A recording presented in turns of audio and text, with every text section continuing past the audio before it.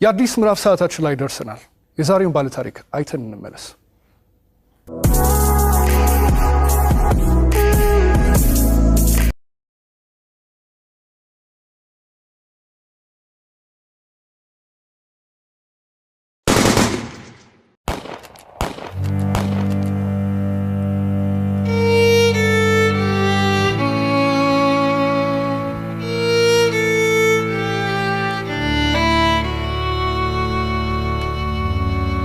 ስሜ ብርቱካን እባላለሁ። ተወልጄ ያደኩት ስናን ወረዳ ነው። ከእናትና ከአባቴ የመጀመሪያ ልጅ እኔ ነኝ። እኔን እንደወለዱ ነው አጋጣሚ አባቴም ወደ መንትን ያለ የተሰደደው። እናቴ በህይወት ያረፈችው በወሊድ ምክንያት ነው። ከዚያ በኋላ ምንድነው የተደረገው? አያቴ ጋር እንዳድግ ቆየው። ከአያቴ ጋር እየኖርኩ ያለ 8 አመት ሲሞላኝ ትንሽ እሷንም ይቸግራታል። እባካችሁ ልጅትን ለሰው ልስጥ እና ፈልጉልኝ ምናምን ትላቸዋለች እሷ ማለት ነው አያቴ አሉ። በ8 አመት ያስወጥተው ወሰዱኝ።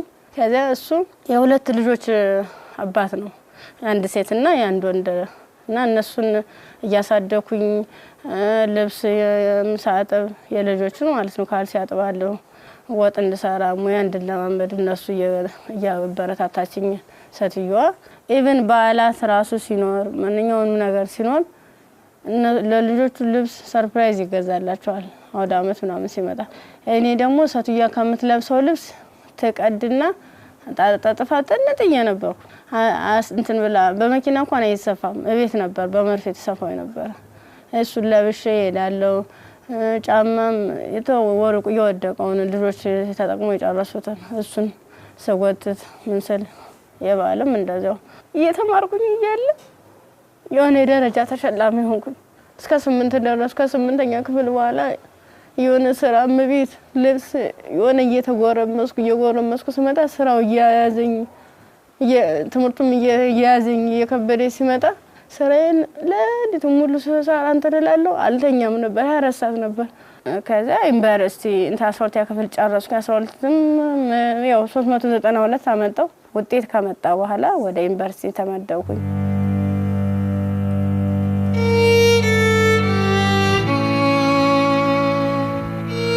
ዲፓርትመንት መረጥ በፋርማሲ ስገባ በቃ እነሱ ራሱን ማበረታታት ጀመሩ። አይዞሽ ኢቭን ደፍተር እስክሪብቶም የሃንዳውትም ሙሉ ነገሩን እየሸፈኑልኝ ነበር እነሱ ነበሩ ቢሮ ላይ ማለት ነው። አሪፍ ውጤት ነበረኝ። ከዛ መጨረሻ ላይ ልክ 1 አመት ተማር፣ 2ኛ አመትም ተማር። 2ኛ አመት ላይ የተወሰነ ረብሻ ይከሰታል በሰዓቱ ማለት ነው። ረብሻ ሲፈጠር ምንድነው 3 ሰዓት ነው ከሌሊቱ 3 ሰዓት ላይ እኔ አጋጣሚ ከልጆች ጋር እንትን ነበርኩ፣ ላይብራሪ ነበርኩ። እኔ ወደ ውስጥ ስንመለስ ውስጥ ላይ የሆነ ሰው ሲተኩስ ከውጭ ላይ ይቀባበላሉ። ከዛ ኧረ ምንድነው በዚህ ውጡ በዚህ ወረዱ እንዲ ወንበስ በሉ እንትን ታኙ ተንበልበሉ ምናምን ይሉናል። ከዛ ልክ እየተኛን እየተሳብን እንደባብ እየተሳብን እየሄርን እያለ መጨረሻ ላይ እዚህ ጋር ግቡ በቃ እናምልጥ እንደዚህ ያለን ሰዎች ለካ ውስጥም ውጭ የሚተኩሱ የነበሩት እነሱ ናቸው። ውጭ ላይ ስንል ምንም የተጠቀለብ ሳለበሱ ከዛ አንደኛው ትጥቅ የለበሰው እዚህ ጋር ግቡ ምክንያቱም እንደዚህ ድብልቅልቁ እየወጣ ነው እንዴ ህይወታችሁን ማትረፍ አትፈልጉም ሲላን እሺ ብለን ታርጋብገመን ሁላችን ሰዎች አንድ ላይ ወጥተን ገባን። አንድ ላይ ገባን። በቃ ፍስፍስ አርጎ ይዘው ሄዱ። እየከለሉ ሄዱ። ምንድነው ወደ ጫካው ስንዳረስ ሰውነታቸውን መከለል ጀመሩ። ያ ማለት ምንድነው አይናቸው ብቻ እንድትታይ ነገር ግን ሌላ አካላቸው እንትና ሙሉ ብረት ነገር ነው። ስንገባ ምንድነው ኖርማል ወታደር ነበር። ግን እኔ ምን እዛው ላይ እየቀየሩን ምን ሰዓት እንደቀየሩ ማላየናቸው። ከዛ ይሄርን እያለ ጫካ ስንጀምር መኪናውን ከዚህ በኋላ መኪና መግባት አይችልም ወራዱ በግራችን ዱብ እያለ ነው የምንሄዳው። ልክ በግራችን እየሄርን እያለ እንትን አይናቸው ብቻ እንድትታይ ሌላቸውን ሸፈኑና ጸጉራቸውን ገለጡት። ያኔ ኬፕ ነገር ነበር የለበሱ። ጸጉራቸውን እንትን ሲሉት እንዴ እንደሹ ቀጥ ያለ ነው። እንሄዳለን መንገዱ ያልቀም 6 ሰዓት ፈጀብን።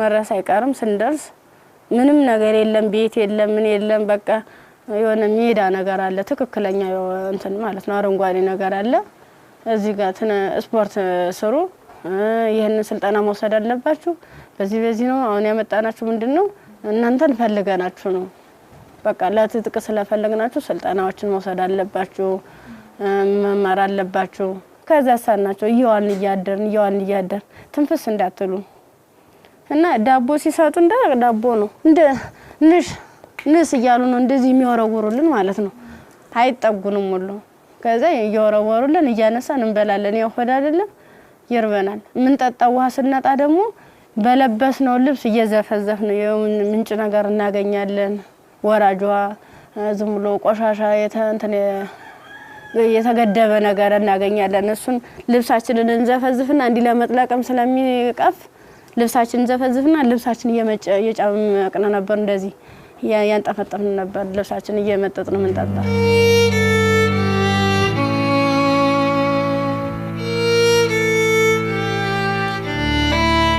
አመት ከ6 ወር ከሞላ በኋላ በቃ ስራችንን እንጀምር ይለዋል አንደኛው ማለት ነው ስራችንን እንጀምር ፕሮሰሱ አልቋል ያቀርነው ጊዜም እስከዚህ ነበር ምን ፈልገውን ነገርም ተሳክቶልናል አሁን ደግሞ እንቅስቃሴ እንጀምር ዳይ ምናምን አሉና መጀመሪያ ላይ ልብስ ነው አውልቆ የታዋን ሙሉ ልብሳችን እና አውልቀን ነው እንግዲህ እንደንተን ሶስቶቹ አራቶቹ ተሄዱ በኋላ እኔ አምስተኛ ላይ ነበርኩ በአምስተኛው ሰዓት ላይ ምንድነው ታኛው ከተኛው በኋላ እየተካኩ ነበር ሲደፍሩ የነበሩ ማለት ነው ከዛ እየተካኩ እየደፈሩ ካደረጉ በኋላ ከደፈሩ በኋላ ምንድነው እንትን ራሴን ስስት አይ እንደዚያ ከሆነማ በዚህ ነው ስሜታችን የሚኖርልና እንደዚህ ያደርጋ ይሆነ እንደ 6 አይነት ነገር እንደ 6 ይሆናል እንደ ፌሮ እንዲ ነው ቀጥታ እንደዚህ ሲወጉ የነበረ ማለት ነው ጥቅጥቅ ካደረጉት በኋላ ስዳስ ሰው ራሱ ቁስሉ ይታወቀኝ ነበር ዘንዲታኝቼ ወድቄ ራሱ ማለት ነው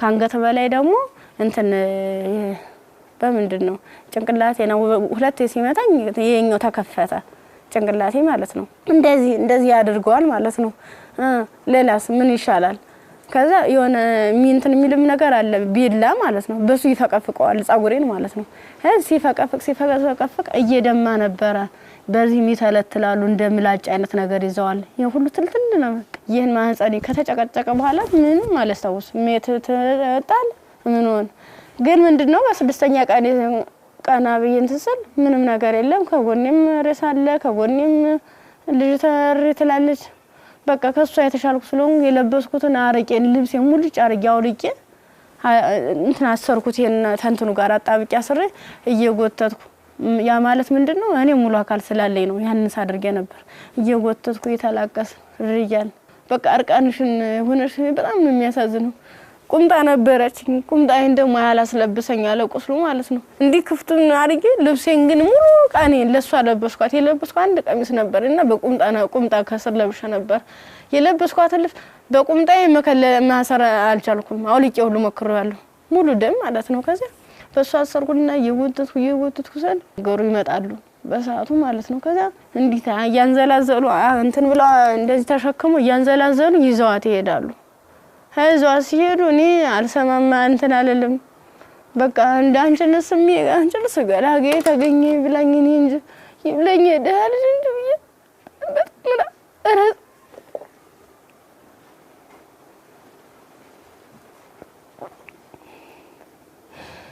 ይብለኝ እኔ እንጂ ብዬ ያርኩኝ ከዛ ያርኩኝ አላቋርኩኝ ሀገሩን እየጠየ እንዳልጠየቅ ምኑን ልጠይቃቸው በቃ ውስጥ የተጨነቀው ሁሉ መጨረሻ ላይ ጫካውን ስጨርስ ከተማ አገኘሁ ከዛ አባቴ እኔ ምን ዩኒቨርሲቲ ተማሪ ነበርኩኝና ልብሴን አጋጣሚ ልብስ ለብሼ እጅ ሌባ ወስዶብኝ ነው እስኪ ማከ ገዛልኝ አልኩት ስገዝለው 50 ብር ሚላ ሰናገኝ ከሱ ላይ 50 ብር ከፍሎ ልክ አንድ ዝምሮ ጥቁር በጥቁር አይነት ነገር ነው እሷን አለበሰኝና በቃ ለልጅሽ ሊሊ ብሎ ዩኒቨርሲቲ ይዞ ሲሄድ ቀጥታ ዳይሬክተሩ ቢሮ ነው የገባሁት ከዚህ ቀጥታ ዳይሬክተሩ ቢሮ ስገባ ምንድነው ሙሉ ነገሩን ካየ በኋላ ህክምና ውስጥ እንደገባ ማህፀን እንዲታሸግ ከአንገት በላይ ያለው ምን እንዲታሸግ ተደረገልኝ አሳሸገኝ እያለ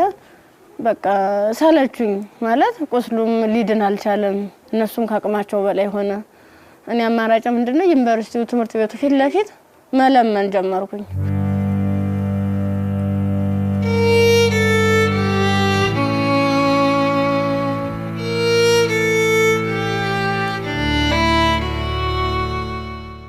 እንደ ኢንፌክሽን ፈጥሯል መሰለኝ ብዙ ቀን ስለቆየው 6 ቀን ማለት ቀላል አይደለም ያን እየቆራረጡ ያወጡ ያስተካከሉ ያጣሙ ሲሉ መጨረሻ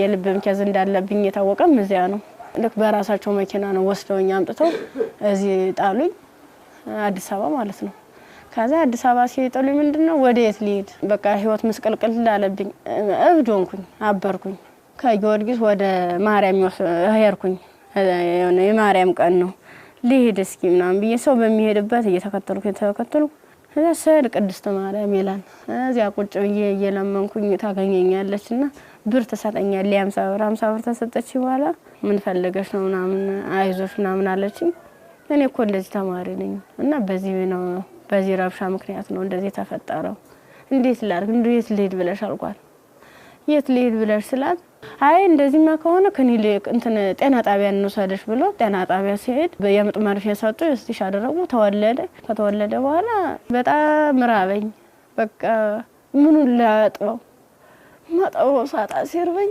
ማዘር ተሬዛ ጋር መጣውኝ ምን ላርግ አልኳት በቃ ጨለመብኝ እባክሽ አስገብኝ ስላት ከጎንሽና አለን ብላ መድኃኒቶቹንም ያንዳንዱ የህክምና ክትትሎችን ያደረጉልኝ ውስጥ ላይ ከነሱ አቅም በላይ የሆነውን ሪፈራል ተጻፈልኝ በረንዳ ላይ የነበርኩት ወደ ቤት እየተቀየረ ሰው ቤት ማደር ጀመርኩ እያልኩኝ በእነሱ ጥረት በእነሱ ጥንካሬ በማዘር ተሬዛ ማለት ነው ለልጁም ሆነ ለኔ ህክምና ወጪዎችን ያንዳንዷን እየሸፈነች እሷ እንደናት ሆና እየመከረችኝ ያጽናናችኝ እንባዬን እያበሰችኝ ነበር አንድ እሷ ናት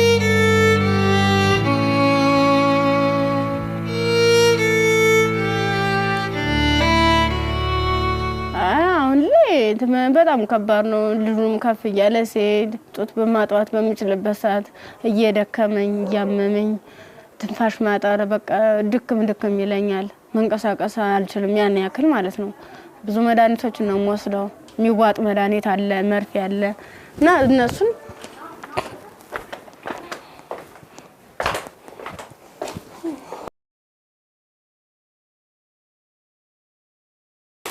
እነዚህ ነው መድኃኒት እየወሰድኩ ያለ በቃ እነዚህ የሚዋጥ መድኃኒት አለኝ መርፌ አለኝ ይሄን ነገር ነው እየወሰድኩ ያለው እና ይሄን መድኃኒት ወስድ ደግሞ ለኔ የሆነ ማለት ምግብ ያስፈልገኛል ምበላው መጣጣው የለም መታየት ነው ደረቅ ኮቸሮ ነው አሁን ቅድም እንደውም ሳዘጋጅ ነበር ኮቸሮ እዚህ አለ ዘፍዝፌ ነው የነው ያለው አሁን የራስ ብሏል የዘፍዝፊው ስለቆየው ቅድም ነው እናንተ ቀረጻ ያዘጋጃቻችሁ ያለ የዘፍዘፍ ማለት ነው የዘፍዝፍ ካለ በኋላ ለልጅ ምንድነው ፍትፍት አድርጌ እኔ የምበላታለሁ እሱም የሚበላት ይችል ነው እና ሙዝ ምናምን እንገዛለታለሁ ብስኩት መጠለያ ያስፈልገኛል አሁን ያለበት ቤት ስፖንሰር አንድ ወር ከፍሎልኝ ነው ሄደ ሌላውን ግን እየለመንኩ ነው ውጭ ላይ ማለት ነው የሆነ ነገር ይሁን የልጅውን ወደ 3 ወር አለፈው ሰው እንድንቆጣጣው ማለት ነው መታጠቢያ ሳፋ የለም ብቻ ቃላት የለኝም በቃ ይድረሱልኝ ምን አንድም በቃ ወደ ፊትስ ምን አይነት ህይወት ነው የሚኖረው ምንድነው ማደርገው ለምን ነገር በጣም ይራበኝ ነው በቃ ራበኝ እንትን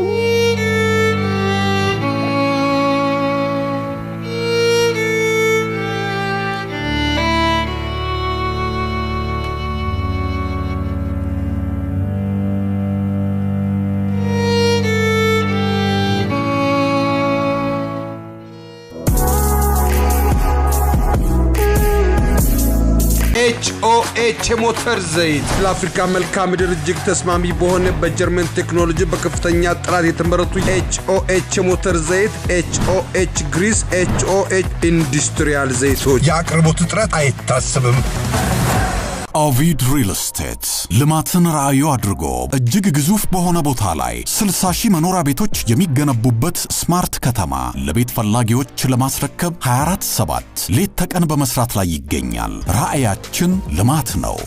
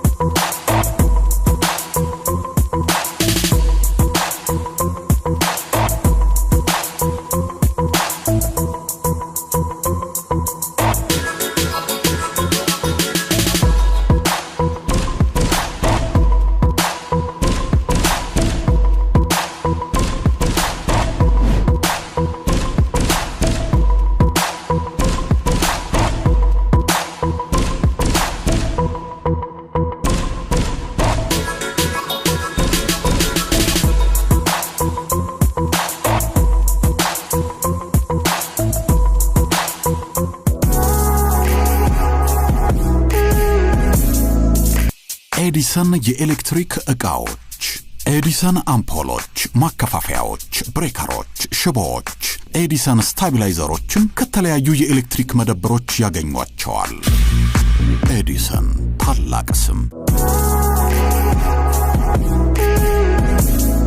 የብርቱካንን ታሪክ ነበር አይተን የተመለስነው ከዚህ ቀደም ብዙ አይነት እንደዚህ አይነት ታሪኮች ተሰርተዋል ግን ይሄ እውነት ከኢትዮጵያዊነት የወጣ ፍጹም ኢትዮጵያ ውስጥ ይሄ ነገር ሲያጋጥማል ወይ ብለን እንድናስብ ራሳችንን እንድንጠይቅ የት ነው ያለነው የቱ ጋር ደርሰናል ብለን ያየንበትም ታሪክ ነው ብርቱካን በጣም ተስፋ የነበራት ለዓላማዋ ታግላ እዚህ ጋር የደረሰች ጎበዝ ጠንካራ ወጣት ተማሪ ነበረች ከዛ በኋላ ግን የመጣባት ነገር የሚያሳዝን ነው የመጣባትን ነገር መቋቋም ባልቻለችበት ሁኔታ ላይ ደግሞ ተጨማሪ ነገር ወደ ህይወቷ መጣ ያም ልጇ ነውና ለልጇ ብርቱካን ምን ብላ ይሆን ታሪኳን የምትነግረው ብዬ ሳስብ ነበር በጣም የሚያስጨንቅና የሚረብሽም ጭምር ነው የሷም ህይወት ተበላሸ ስንል እንደገና ደግሞ ህፃን ልጅ ወደዚህ አምጥታለች የዛ ህፃን ልጅ ተስፋውስ ምንድነው ነገስ የሚመለስለት መልስ ምንድነው ይሄ ልጅስ እንዴት አድርጎ ነው አድጎ ሀገርን የሚረከበው ብለን እንድንጠይቅ የሚያደርገንም ይመስለኛል የብርቱካን ታሪክ በጣም ብዙ ሴቶች ላይ ያጋጥማል ግን ደግሞ ይሄኛው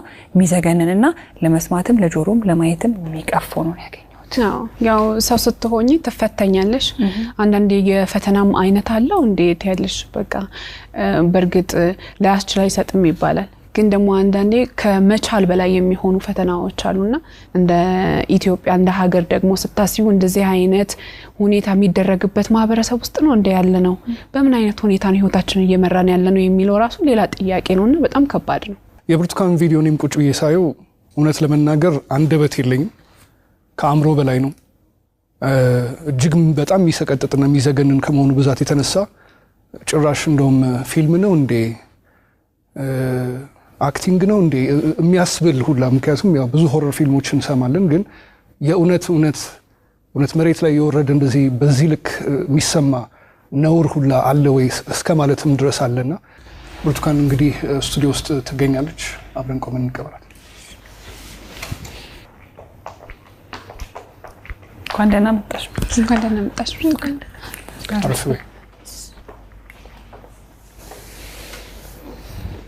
ዲንሽ ብርቱካን እንኳን ደህና መጣሽ በጣም ነው የምታምሪው በጣም ቆንጆ ከለሯ ራሱ እንዴት እንደሚያምር ያው ዩኒቨርሲቲ ስንሄድ ሁላችንም እናስበው ነገር አለ አይደል ቤተሰብ ጋር ያለው ደስታ አለ ስትሄጂ የምትዘጋጁ ዝግጅት አለ ከሄድሽ በኋላ ደግሞ ያው ቤተሰብ ነው ገንዘብ የሚልከው እንፈልገው ነገር ያን ጊዜ እንዴት አሳለፍሽው ስትሄጂስ እንዴት ነበረ ሴድ 300 ብር ነው የተሰጠኝ ያ ማለት ያን 300 ብር የሆነ ቦታ ላይ ትላካልኝ ማለት አይደለም አድርሶ የሚመልሰኝ ነው አመት ሙሉ የሚዘልቅ ማለት ነው ጓደኞቼ በፕሌን በሆቴሎች በመኪና እየተመላለሱ በዓላትን ሲውሉ እኔ ግን ለአንድ አመት ተውሎ 300 ብር ነው ካልኩሌት ተደርጎ ይሰጠኝ ነበር ስንት ነበር ትራንስፖርቱ 150 ብር ነበር ሄጃው እንደ ሴት ደግሞ ለሴት የሚያስፈልግ ነገር አለ ምን እንቀባዋለን የተፈጥሮ ጉዳይ አለ ለዚህ ሁሉ ነገር ገንዘብ ያስፈልጋል በምን ነበር ያን ነገር ምን ጓደኞቼ የተሻለ ህይወት ነበር እንትን የሚሉ የባለሀብት ልጆች አሉ እነሱ ነበር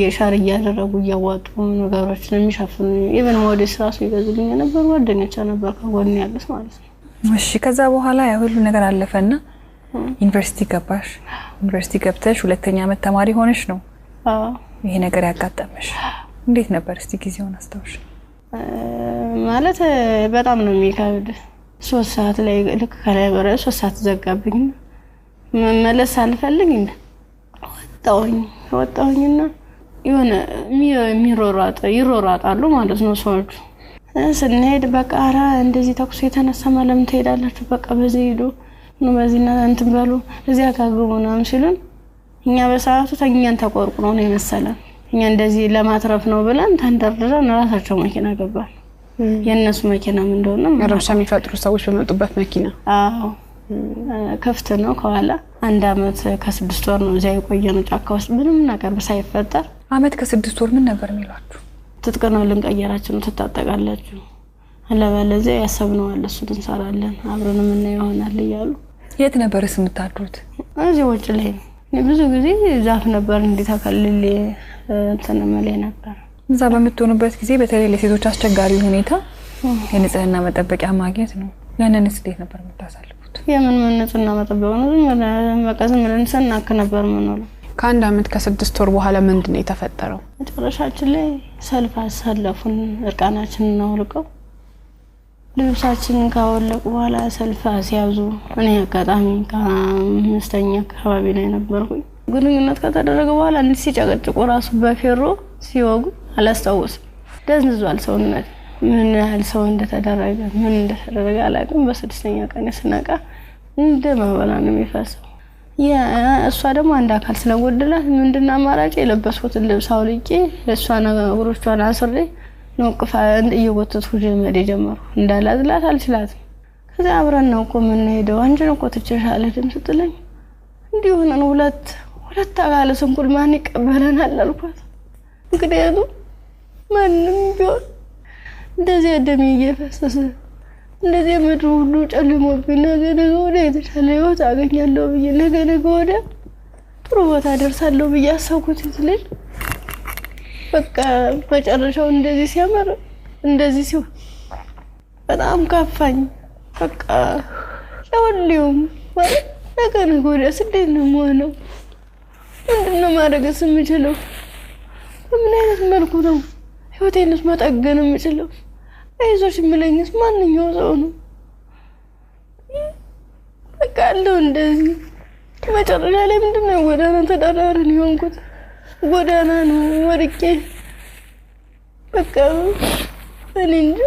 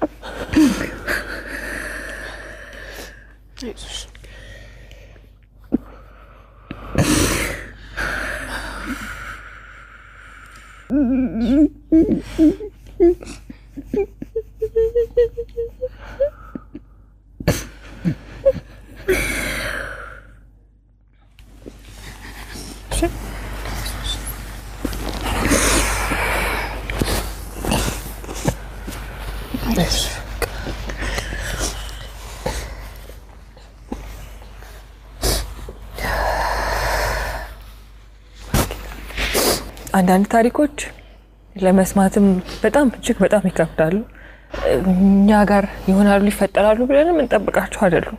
ሴት ሆኖ ለመስማት ይከብዳል፣ ሰውም ሆኖ ለመስማት እንደዚህ አይነት ታሪክ ይከብዳል። ያው ከመሞት መኖር ይሻላል ይባል የለ እግዚአብሔር አንቺን በዚህ ፈተና ውስጥ አሳልፎ ዛሬ ላይ ሲያደርስሽ ምክንያት የለውም ማለት አንችልም። በፈጣሪ ስራ ማንገባም፣ ግን በጣም ጠንካራ ነሽ።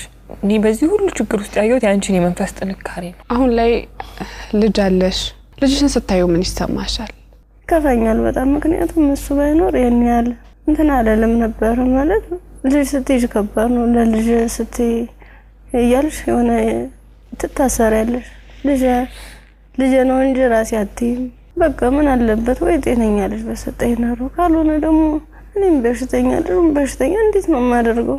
ልጁንስ ለማልቀ ሁለቴ ነው 3 ጊዜ ጥዬው ሁሉ ይጫለው። ከዚያ ውጭ ላይ ተመልሼ እንዲይየሰው ያለ ወደ እኔ ይመጣል። እናፈሩን በበላው በቃ አብረን እንሞታታለን። በየሉሽን መቀፋረቂ እንደገና ራሴን ይቅርታ ጠይቄ እንደትልቅ ሰው ጥያቄና መልስ በራሴ እየተመለሰ እንደዚህ ማከሆነሽ ለንዶዬ ይሸከፋረቂ ይሽውዳለሁ። ያሳደጉሽ ቤተሰቦችሽ በጠፋሽበት ወቅት ከዛ ሁሉ ነገር ሲሆን ይሄን ሁሉ ታሪክ ያውቃሉ ግን አልቀበልም ያለ። አሁን ላይ ጤናሽ እንዴት ነው? ሕክምና በጣም ያስፈልገኛል። ከሕክምናም በላይ የምክር አገልግሎት ያስፈልገኛል። ነገ ብርቱካን ምን ብታገኝ ትመኛለች?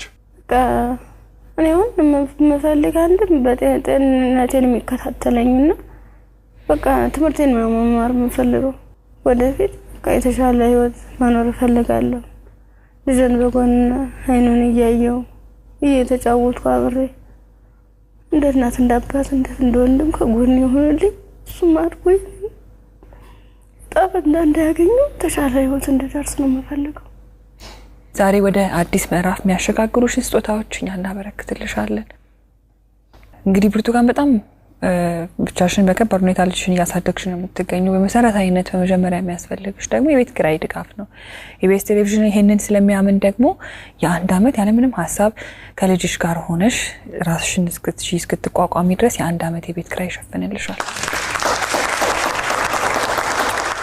ሌላው እንግዲህ እኔም በጣም ተርቤያለሁ። ልጄንም ለማጥባት ደግሞ መብላት አለብኝ። ካልበለው ደግሞ ወተት የለም ጡቴ ብለሻል። እውነት ነው። እናት ስንሆን ደግሞ የበላነው ሁሉ ደግሞ ወደ ልጃችን ነውና መብላት ራስን መጠበቅ ራብ መጥፎ ነው ይባላል። እውነት መጥፎ ነው በጣም። ስለዚህ የ6 ወር አስቤዛ ደግሞ የቤት ይሸፍንልሻል። ከቤት ኪራይና ከአስቤዛ በተጨማሪ ደግሞ የልብስ ማጠቢያ ማሽን ኢቢኤስ ቴሌቪዥን ያበረክትልሻል። በጣም ትምህርትሽን ትወጃለሽ፣ መማር ትፈልጊያለሽ፣ መለወጥ ትፈልጊያለሽ። ባላሰብሽው ባልጠበቅሽው ሁኔታ ከትምህርትሽ ገበታ ወደ ኋላ ቀርተሻል። ያኔት ኮሌጅ ደግሞ በመረጥሽው በፋርማሲ ሊሆን ይችላል፣ በነርሲንግ እንዲሁም ደግሞ በላብራቶሪ ቴክኒሻንነት 2 ቅርንጫፎች አሉ። ከሁለቱ በአንዱ ቅርንጫፍ መርጠሽ ትምህርትሽን እንድትከታተይ ትምህርት ቤት ወጪሽን ሙሉ በሙሉ ይሸፍንልሻል። እኛም ህልምሽ ተሳክቶ ስትመረቂ ደግሞ ለመምጣት ያውቃል። አሜን። ሌላው ደግሞ የሰው ልጅ ሁሉ ነገር ለማድረግ ጤናው ነው ቅድሚያው ነገርና ብርቱካን የልብ ኬዝም አለባት። እንዲሁም ልጇም እንደዚሁ ሕክምና ያስፈልገዋል። ከምንም ነገር በላይ ደግሞ የሳይኮሎጂ ባለሙያዎች እንደዚሁ የሚያዩ ይኖራሉና የሕክምና ድጋፍ ያስፈልጋታል በተለያየ አይነት መንገድ። የልብም እንደዚሁ የሳይኮሎጂም የልጇም ጤናም ጭምር ማለት ነውና በዚህ ላይ ደግሞ ድጋፋችሁ እንድታደርጉ እንላለንኛ። እንዲሁም ደግሞ ሀገር ውስጥም ከሀገር ውጭም ያላችሁ መልካም ደጋግ ኢትዮጵያውያን ይሄን ፕሮግራም የምትከታተሉ እንግዲህ መቼም ዝም እንደማትሉ ፍጹም እምነታችን ነው። ከብርቱካን ጎን ነን የምትሉ በዚህ አድራሻዋ ልታገኟት ትችላላችሁ። በቃ ሙሉ ነገር ላደረጋችሁልኝ ገዛ ላደረጋችሁልኝ ሁሉ ነገር ተበበ ከልብ አመሰግናለሁ። ኢቢኤስ ቴሌቪዥንም እድሜ ጤና ይስጥልን። በጣም ነው ማመሰግነው። ወዳችኋለሁ፣ አከብራችኋለሁ። ነገ ወደ ደግሞ የኔ ህይወት ተሳክቶ የኔ መጥቼ እናንተ መጥቼ እዚህ ውስጥ ማስደስተበት ቀን ይናፍቀኛል። ደግሞ ማደርገዋለሁ። እናምናለን እኛ። የአዲስ ምዕራፍ ሰዓታችን ይህን ይመስል ነበር። እሑድም በኢቢኤስ ይቀጥላል። መልካም ጊዜ።